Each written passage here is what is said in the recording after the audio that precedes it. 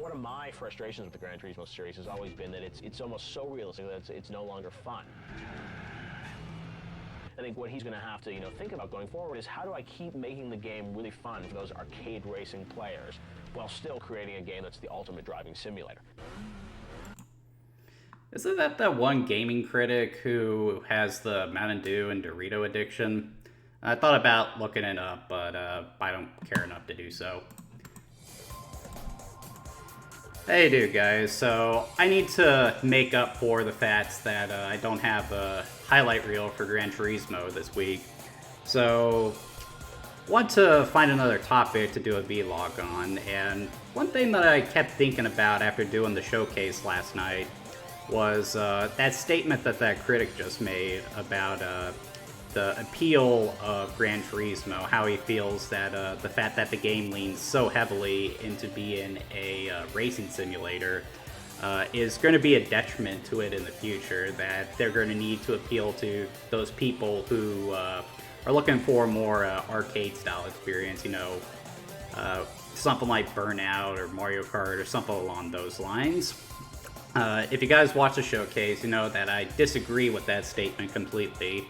So I thought it would make for a good topic of discussion for a vlog. So today we're going to be talking about the difference between appeal and accessibility. So first of all, I need to make the distinction because it's a mistake that a lot of marketing bigwigs tend to make when they're talking about games. There is a difference between accessibility and difficulty.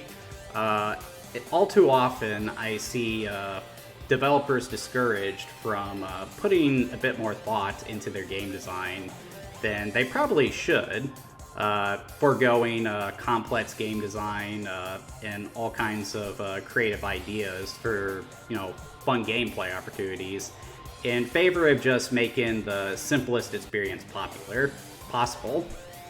Now, the reason they do that is because they're afraid that if they make the game too complex, that it's not going to sell.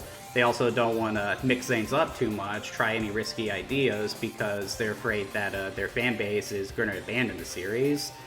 And I do get that. At the end of the day, games are intended to make money. But at the same time, I feel that's a detriment to game design. The fact that if you focus on that, people are going to eventually see that you're just making a soulless product instead of making something that you're putting your heart and soul into. And I've seen that affect gameplay far too much. A good example of that effect taking place can be seen with the Resident Evil series. So when Resident Evil started out, it was primarily a survival horror franchise. It was all about making the player feel vulnerable, the fact that they could die at any moment, the limited resources, making them feel uneasy of the fact that they aren't equipped to handle whatever situation they're faced with. And that made for good business back on the PS1, but when they started moving to the newer consoles with the GameCube and PS2, they suddenly found themselves, not having the same success they had on the PS1. Now, from my perspective, the reason that happened was because, they moved the series to the Nintendo GameCube when they should have had it on the PS2, and that's why sales took a dip. But they thought it had more to do with the fact that, it was just too great a barrier to entry, with the tank controls, the fixed camera angles, and the fact that it was very different from any other action game that was coming out at the time, which is a really silly statement considering that it's a survival horror game, not an action game. But they definitely took that to heart when they put out Resident Evil 4. It saw a complete overhaul of the controls and gameplay mechanics, introducing the over-the-shoulder mechanics that have become so commonplace in gaming today. Now, I always thought that Resident Evil 4 found a nice balance between horror and action. It definitely leans a little too far into the action for my taste, but there's still enough focus on resource management to where I would still say it's technically a survival horror game. However, it was so popular that Capcom kept pushing it further and further into the direction of an action game. So by the time you get to Resident Evil 6, it had basically become completely unrecognizable. And this isn't the only time I can think of where, in an effort to make the game appeal to the widest possible market, they turn the game into something far more shallow than what it originally was. Same thing actually happened to Silent Hill, but whereas Resident Evil 5 and 6 were at least still commercially successful, just falling below their original sales figures, Resident Evil's Silent Hill was not successful in that regard. And really, they kind of learned from that mistake too, because when they eventually went back to the horror with Resident Evil 7, they found that, you know, people still wanted to play it despite the fact that it wasn't anywhere near as action-packed as Resident Evil 5 and 6 were. And this is what I'm really getting at with this vlog. Resident Evil 7 isn't necessarily something that's trying to be accessible. It's not trying to be something that everyone wants to play. Rather, it's focusing on the appeal of the Resident Evil series, which is supposed to be the horror, and that ended up doing good numbers for the Resident Evil series at the time.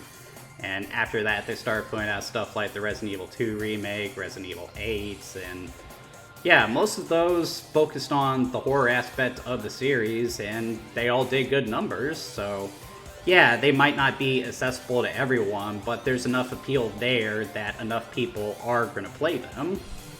And this is why when live service games tend to come out, they tend to not do very well, and that's primarily because they focus too much on making the games accessible rather than focusing on the appeal. For example, Suicide Squad kills the Justice League. There is a lot of appeal there. Being able to play as your favorite DC villains, fighting against the Justice League, and doing all that cool stuff. There is a lot of appeal there, but they don't really do enough with it. Instead, they basically just turn it into a standard third-person shooter, and as a result, it just gets dull really quickly. It leans too much into trying to be accessible to everyone who would want to play it, rather than focusing on, the reasons people will want to play it in the first place. This is primarily why series like Street Fighter and a lot of fighting franchises have done so well. Even though there's a great barrier to entry for fighting games due to the fact that learning the ins and outs of the controls and systems can take a lot of time, there's still a pretty broad appeal to the Street Fighter series because games like this make you want to learn those mechanics to get better at it, to compete with the people who are really good at it. It's similar in a sense to why you pick up martial arts in the first place. It's not because you think you can take anyone in a fight, it's just because, you want to get to the point where you can hold your own against someone in a fight. People just find enjoyment in that. And like Street Fighter, I always found has a really good balance between being accessible but also focusing on that appeal too. The controls are simple enough to where anyone can pick up and play it, but there's all kinds of little nuances that you need to come to terms with if you really want to master the game. And most of the best fighting game franchises I can think of tend to have that design mentality, whether it be Mortal Kombat, Super Smash Bros., or any other number of fighting games. So again, being accessible, but focusing more on the appeal of the franchise. Now, that's not to say that focusing on appeal can't come to bite you in the ass.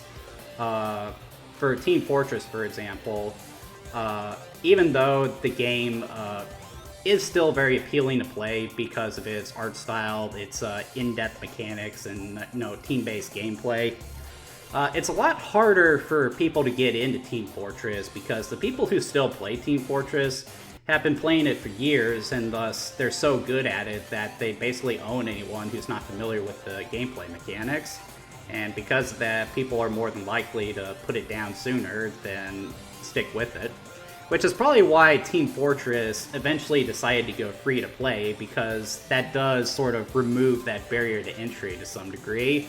Yeah, it's hard to get into, but if you don't get into it, you didn't waste any money on it, so there's a better chance that you'll keep coming back to it, like I always do. And Gran Turismo is another really good example of focusing on appeal rather than attempting to make it appeal to, try to make it accessible to the widest audience. As I was saying all the time last night, Gran Turismo is not a game that is aiming to appeal to people who want to go fast, you know, just fly around corners at 200 miles per hour, smash into other cars, or any of the other things that people would typically want to play racing games for. Gran Turismo is for the people who want the most realistic driving simulator possible, and the games have very much succeeded in that in most regards. And I know there are a lot of people who aren't going to give Gran Turismo a chance for the same reason that guy said. But here's the thing about Gran Turismo. Despite that fact, it's always done really well. And the reason for that is there is a ton of appeal there. The amount of people who want to live out that fantasy of being a real race car driver is very large. So no matter what, Gran Turismo is always going to do well, assuming they don't do anything stupid with the franchise, like microtransactions or anything. And another really good example of this is Dark Souls. Now, that's a debate that has been raging on for a while. A lot of people will make the claim that Dark Souls is too hard, and they need to include an easy mode to sort of ease people into the franchise. And that is a statement that I very much disagree with, because, you know, Dark Souls is supposed to be ball-bustingly hard. And I say that as someone who would like to get into the Dark Souls series, but has not, because, you know, it's just not something that particularly appeals to me. Dark Souls is a game where you have to get good at playing it. Like, you die over and over again, yes, but the whole idea is every time you die, you're supposed to learn something. You get better and better and better and better at it. And that's just not something I'm into when it comes to game design. I'd rather play a wide variety of games, so throwing all my time just to get past the first boss in Dark Souls is just something that I'm not interested in. But that doesn't mean that I want them to add a easy mode to the game.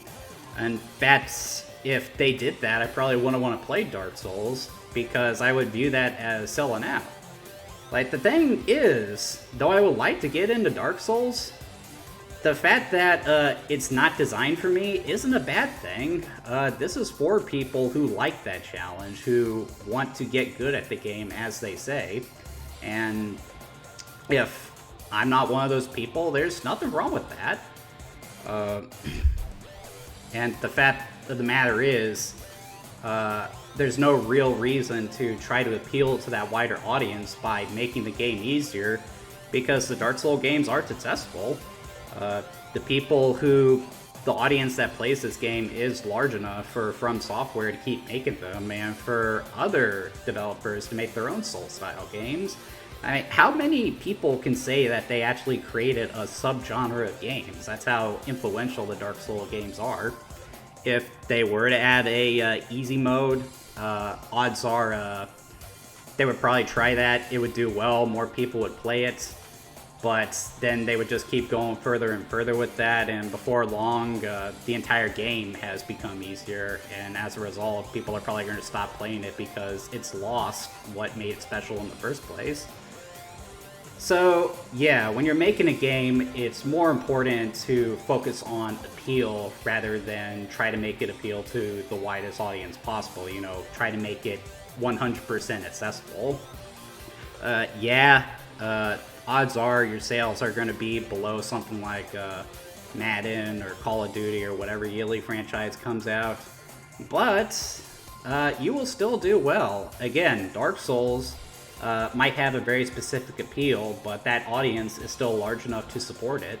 Gran Turismo, again, very limited appeal, very limited audience, but that audience is still big enough to support it.